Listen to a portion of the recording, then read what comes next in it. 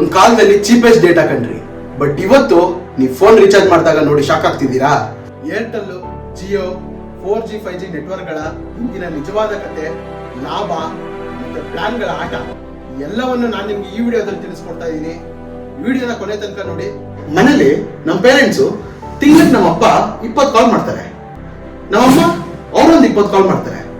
But maximum ಇಬ್ರು separate ಆಗಿ ಎಷ್ಟು ರೀಚಾರ್ಜ್ ಮಾಡ್ತಾರೆ ಅನ್ಕೊಂಡಿದ್ದೀರಾ? ತಿಂಗಳಿಗೆ 299 rupees. ಅಂಡ್ ನಾವು ಯಾವಾಗ್ಲೂ ಆನ್ಲೈನ್ ಅಲ್ಲೇ ಇರ್ತೀವಿ.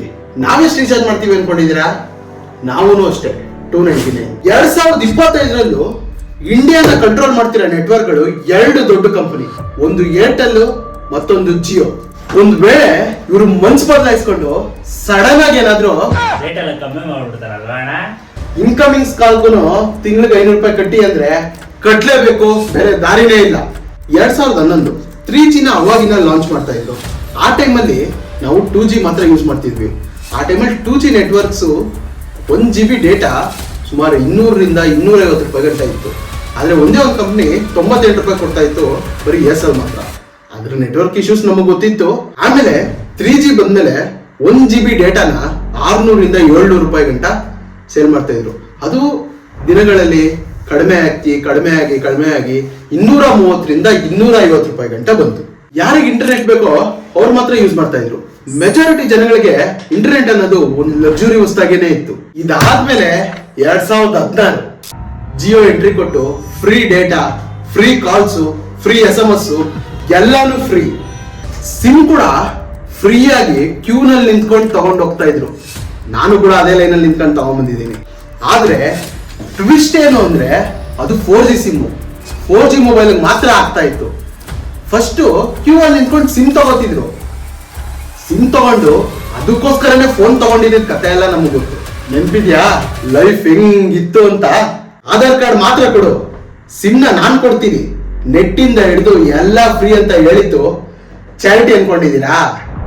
Master stroke. ಜಿಯೋ ಕೋಟಿ ಗಟ್ಟಲೆ ದುಡ್ಡು ಸುರಿದು ರೂಲ್ಸ್ ನ ಫೋರ್ಸ್ ಮಾಡಿ ತುಂಬಾ ಜಾಗದಲ್ಲಿ ಚೇಂಜ್ ಮಾಡೋದು. ಇದರಿಂದ ತುಂಬಾ ಚಿಕ್ಕ ಪ್ಲೇಯರ್ಸ್ ಅವ್ರ ಜೊತೆ ಕಾಂಪಿಟೇಟ್ ಮಾಡಕ್ ಆಗ್ತಾ ಇರಲಿಲ್ಲ. ಯೋಚನೆ ಮಾಡಿ ನೋಡಿ, ಅವತ್ತಿನ ದಿನಕ್ಕೆ ಎಷ್ಟು ಕಂಪನಿಗಳು ಅವ್ರ ಜೊತೆ ಕಾಂಪಿಟೇಷನ್ ಇತ್ತು ಅಂತ. 2016 ಫ್ರೀ ಡೇಟಾ ಅನ್ಲಿಮಿಟೆಡ್ ಅಂತ ಹೇಳಿದ್ರು. ಅದು ಹಂಗೆ 4G ಗ್ಯಾಪ್ ಆಯ್ತು. ಅದಾದ್ಮೇಲೆ 1 GB ಆಯ್ತು.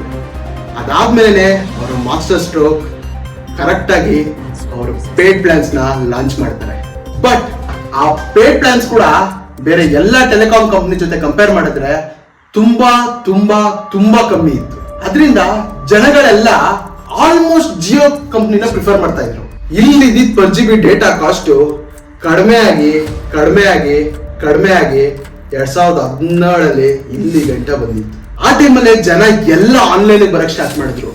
ಎಜುಕೇಶನ್ ಪರ್ಪಸ್ಗೆ, ಕಂಟೆಂಟ್ ಕ್ರಿಯೇಷನ್, ಕಂಟೆಂಟ್ ಕನ್ಸಂಪ್ಷನ್ ಮತ್ತೆ ಬಿಸ್ನೆಸ್ ಪರ್ಪಸ್ಗೆ ಜನಗಳು ಯೂಸ್ ಮಾಡಕ್ ಸ್ಟಾರ್ಟ್ ಮಾಡಿದ್ರು. ತುಂಬಾ ಜನಕ್ಕೆ ಅದು ಪ್ಲಸ್ ಪಾಯಿಂಟ್ ಆಗಿತ್ತು.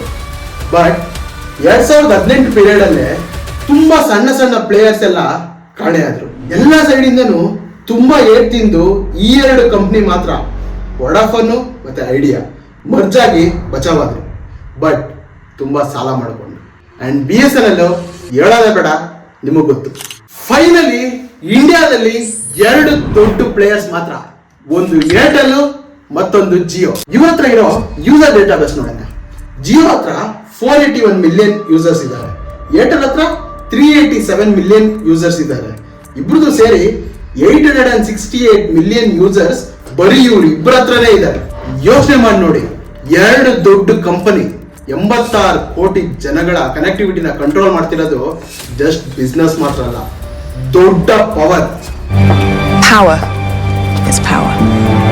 2023 ಡೇಟಾ ಪ್ರಕಾರ ಇಂಡಸ್ಟ್ರಿಯ ರೆವಿನ್ಯೂ ನೋಡಿದ್ರೆ 2.89 ಲಕ್ಷ ಕೋಟಿ ಇತ್ತು.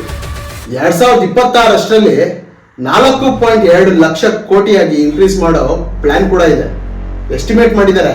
ಬಟ್ ಅದು ಹೇಗಾಗುತ್ತೆ?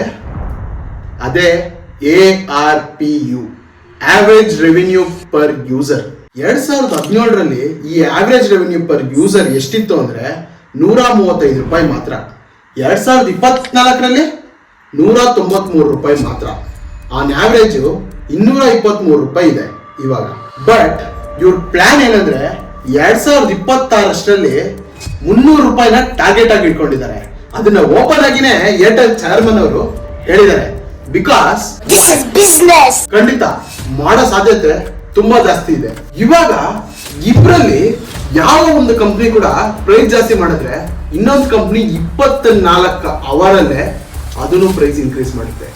ಈ ಕಂಪ್ನಿನ ಆ ಕಂಪ್ನಿ ಫಾಲೋ ಮಾಡೋದು, ಆ ಕಂಪ್ನಿನ ಈ ಕಂಪ್ನಿ ಫಾಲೋ ಮಾಡೋದು. ಅವ್ರಿಗೆ ಚೆನ್ನಾಗಿ ಗೊತ್ತು ಜನಗಳು ಈ 2 ಕಂಪ್ನಿ ಬಿಟ್ಟು ಹೋಗೋ ಬೇರೆ ಆಪ್ಷನ್ನೇ ಇಲ್ಲ ಅಂತ.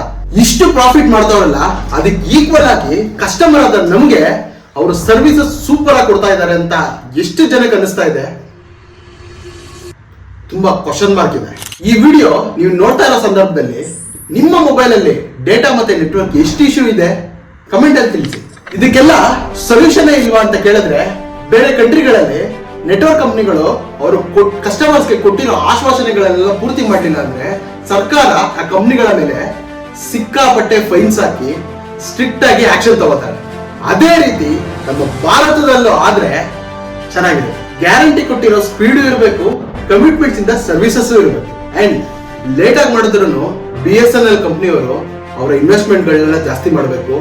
But and 4G 5G networks ಗಳನ್ನ ಬೇಗ ಜನಗಳ ಮಧ್ಯೆ ತರಬೇಕು.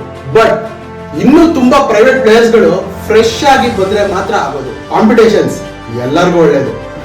ಟಾಟಾ ಏನಾದ್ರೂ ರೀಎಂಟ್ರಿ ಕೊಡ್ತಾರಾ? ಕಮೆಂಟ್ ಅಲ್ಲಿ ತಿಳಿಸಿ. ಅಂಡ್ ಮುಖ್ಯವಾಗಿ ಟ್ರಾನ್ಸ್ಪರೆನ್ಸಿ ಇರಬೇಕು. ಒಂದು ಟೈಮಲ್ಲಿ ಭಾರತ ಗರ್ವದಿಂದ ಹೇಳ್ತಾ ಇತ್ತು ಏನಂತ, ಚೀಪೆಸ್ಟ್ ಡೇಟಾ ನೇಷನ್ ಅಂತ ಹೇಳಿತ್ತು. ಆದ್ರೆ ಇವತ್ತು ARPU ₹300 ಮಾಡಬೇಕು ಅಂತ ಟಾರ್ಗೆಟ್ ಮಾಡ್ಕೊಂಡಿದ್ದಾರೆ. ಇದರಿಂದ ಬರ್ಡನ್ ಯಾರ ಮೇಲೆ ಇದೆ? ಸ್ಟೂಡೆಂಟ್ಸು, ಮಿಡಲ್ ಕ್ಲಾಸು, ಮತ್ತೆ ತುಂಬಾ ಚಿಕ್ಕ ಚಿಕ್ಕ ಬಿಸ್ನೆಸ್ ಮ್ಯಾನ್ಸ್ಗಳು ಮತ್ತೆ ಚಿಕ್ಕ ಕೆಲಸ ಮಾಡೋ ಮೇಲೆ ಬಿದ್ದಿದೆ. ಇವಾಗ ಭಾರತ ಚೀಪೆಸ್ಟ್ ಡೇಟಾ ನೇಷನ್ ಅಂತ ಹೇಳ್ಬೋದಾ ಅಥವಾ ಅದು ಬರೀ ಮಿತ್ತ? ಕಮೆಂಟ್ ಅಲ್ಲಿ ತಿಳಿಸಿ. ನಾನು ನೆಕ್ಸ್ಟ್ ವಿಡಿಯೋದಲ್ಲಿ ಸಿಗ್ತೀನಿ. ಬಾಯ್.